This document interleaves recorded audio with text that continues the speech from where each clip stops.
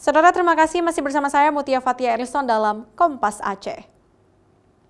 Korban kedua terseret arus banjir di Jalan Nasional di Kecamatan Juli, Biren, Aceh. Ditemukan tim SAR gabungan Selasa petang. Sedangkan satu korban lainnya langsung ditemukan petugas pasca terseret banjir pada Minggu malam dini hari. Inilah suasana pencarian korban terseret arus banjir pada hari kedua di kawasan Kecamatan Juli, Biren, Aceh. Dalam pencarian tersebut, tim SAR gabungan berhasil menemukan korban kedua berjarak 500 meter dari penemuan korban pertama yang merupakan titik awal terseret arus banjir di Jalan Nasional Biren, Aceh Tengah di Desa Krung Simpo, Biren, Aceh.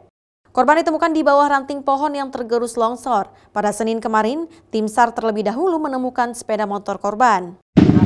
Barusan di jam 3.15 lewat 15.00. Itu jatuhnya dapatnya itu tidak jauh dari tempat kita temukan korban pertama.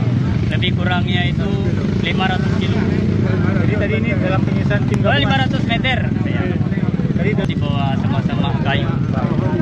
Ada pohon di bawahnya. Harus kita buka akses korban ada di dalam. Ada di tempat di rumah sakit, di ruang jenazah untuk divisum dan selanjutnya disucikan karena segera kita kafani di sini, dan setelah itu langsung kita bawa ke rumah duka untuk disalatkan dan langsung dibawa ke tempat pemakaman.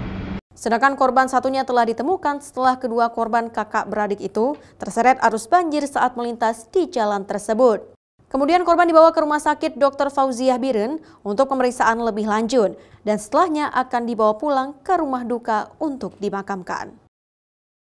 Zikri Maulana, Kompas TV, Biren, Aceh.